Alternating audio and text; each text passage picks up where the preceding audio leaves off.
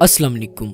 हमारे जिस्म का मेन ऑर्गन यानी कि हार्ट हमारी पूरी बॉडी में ब्लड सप्लाई करता है और हमारी बॉडी की फंक्शनिंग में बहुत अहमियत का हामिल है। मसल से बना हुआ ये ऑर्गन यानी कि हार्ट बहुत सी कोरोनरी आर्टरीज पर मुश्तमिल होता है। कोरोनरी आर्टरीज उन आर्टरीज को कहते हैं जो हमारे हार्ट के मसल्स को ब्लड सप्लाई करती हैं।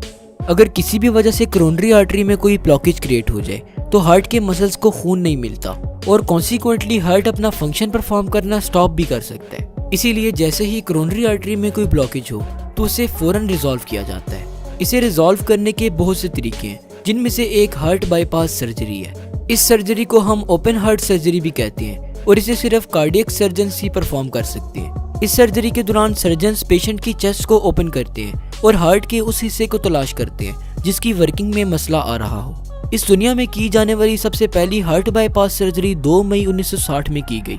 ये सर्जरी यूनाइटेड स्टेट्स के Albert Einstein college of medicine Bronx municipal hospital में की गई और इसे परफॉर्म करने वाले सर्जन्स रॉबर्ट एच गोइट्स और माइकल रोहमन थे। बाईपास सर्जरी के दौरान बॉडी के किसी भी पार्ट से आर्टरी या वेन कट की जाती है और इसे ब्लॉक्ड कोरोनरी आर्टरी की जगह प्लेस कर दिया जाता है। आर्टरी या वेन प्लेस करने के बाद इस बात को यकीनी बनाया जाता है कि हार्ट के मसल्स को ऑक्सीजन रिच ब्लड सप्लाई हो रहा हो। बाज़-औक़ात सर्जन्स एक ही ऑपरेशन के दौरान एक से ज़्यादा कोरोनरी आर्टरी को रिप्लेस करते हैं और इनकी जगह फंक्शनल आर्टरीज को ग्राफ्ट कर देते हैं। सर्जन्स का मेन फोकस ये होता है कि हार्ट के मसल्स को ऑक्सीजन रिच ब्लड सप्लाई होता रहे। बाईपास ऑपरेशन के बाद पेशेंट को जनरल एनेस्थीसिया दी जाती है। जनरल एनेस्थीसिया एक ड्रग है जिसे इंट्रावेनियसली पेशेंट की बॉडी में इंसर्ट कर दिया जाता है।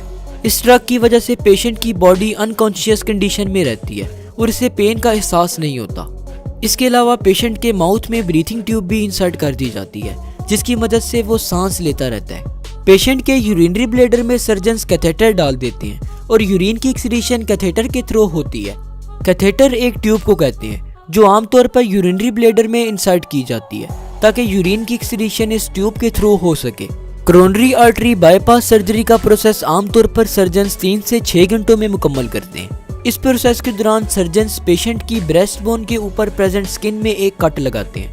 कट लगाने के बाद सर्जन्स रिब केज को खोलते हैं ताकि हार्ट को ऑपरेट कर सके।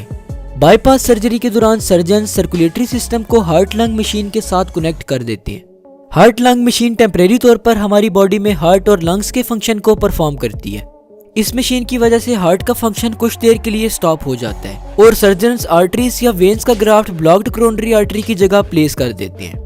ग्राफ्ट के तौर पर जो आर्टरीज यूज की जाती हैं उनमें चेस्ट में प्रेजेंट थोरैसिक आर्टरी और लेग में प्रेजेंट स्फेनस वेन शामिल हैं। सर्जन्स इन ग्राफ्ट आर्टरीज या वेन्स को ब्लॉक्ड कोरोनरी आर्टरी की जगह सीव कर देते हैं। ग्राफ्ट आर्टरी को सिक्योरली प्लेस करने के बाद सर्जन्स हार्ट को इलेक्ट्रिकल सिग्नल प्रोवाइड करते हैं ताकि हार्ट बीट को रिस्टोर किया जा सके। इसके अलावा सर्जन्स हार्ट के साथ आर्टिफिशियल पेस मेकर भी कनेक्ट कर देते हैं ताकि हार्ट की इलेक्ट्रिकल एक्टिविटी नॉर्मल तरीके से परफॉर्म हो सके। ऑपरेशन कंप्लीट हो जाने के बाद हार्ट लंग मशीन और आर्टिफिशियल पेसमेकर को डिस्कनेक्ट कर दिया जाता है। सर्जन्स रिब केज को क्लोज करते हैं और साथ ही स्किन में लगाए गए कट को भी सीव कर देते हैं। सर्जरी के फौरन बाद पेशेंट को इंटेंसिव केयर यूनिट यानी कि आईसीयू में शिफ्ट कर दिया जाता है। सर्जरी के बाद कुछ वीक्स तक हार्ट की एक्टिविटी को प्रॉपरली मॉनिटर किया जाता है ताकि अगर किसी भी किस्म का डिफॉल्ट आए तो इसे फौरन से ही डिटेक्ट कर लिया जाए। जब पेशेंट अपने तौर पर सांस लेने के काबिल हो जाए तो इसके माउथ से ब्रीथिंग ट्यूब को हटा दिया जाता है और ब्रीथिंग ट्यूब की जगह ऑक्सीजन मास्क लगा दिया जाता है। कैथेटर जिसे ऑपरेशन से पहले यूरिनरी ब्लैडर में लगाया गया था उसे भी ऑपरेशन के 3 से 4 दिन बाद निकाल दिया जाता है। अब हम कुछ ऐसी कॉम्प्लिकेशंस को डिस्कस करेंगे जो ओपन हार्ट सर्जरी को सक्सेसफुल होने से रोकती हैं। डॉक्टर्स अगर इनमें से किसी भी कॉम्प्लिकेशंस को डायग्नोज कर ले तो वो पेशेंट की ओपन हार्ट सर्जरी को करस्पॉन्ड कर देते हैं। इन कॉम्प्लिकेशंस में डायबिटीज, एम्फाइसेमा और किडनी डिजीजेस शामिल हैं। डायबिटीज को आम जुबान में शुगर की बीमारी कहते हैं जबकि एम्फाइसेमा एक लंग डिजीज है। ओपन हार्ट सर्जरी के बाद पेशेंट को जिन चीज़ों का रिस्क होता है उनमें bleeding, blood clot, chest pain, infection, heart attack और किडनी फेलियर वगैरह शामिल है।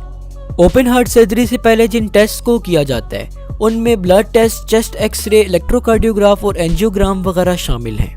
ओपन हार्ट सर्जरी के बाद पेशेंट को जो मेडिसिन प्रिस्क्राइब की जाती हैं उनमें एस्पिरिन, बीटा ब्लॉकर्स, नाइट्रेट्स और एसीई इनहिबिटर वगैरह शामिल हैं। एस्पिरिन ड्रग ब्लड क्लॉटिंग को प्रिवेंट करती है। बीटा ब्लॉकर्स ब्लड प्रेशर को लो करती हैं। नाइट्रेट्स आमतौर पर चेस्ट पेन को ख़त्म करती हैं। और ऐसी ही इनहिबिटर ब्लड वेसल को नैरो करती है। ओपन हार्ट सर्जरी के आफ्टर साइड इफेक्ट्स में shortness of breath, chest tightness और हाई ब्लड प्रेशर वगैरह शामिल है।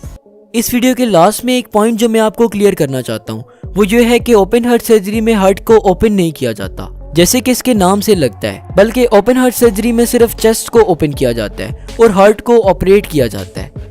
तो बस आज के लिए इतना ही। जाते जाते हमारे सेकंड यूट्यूब चैनल साद खान टीवी को भी जरूर सब्सक्राइब कीजिएगा। शुक्रिया, अल्लाह हाफिज़।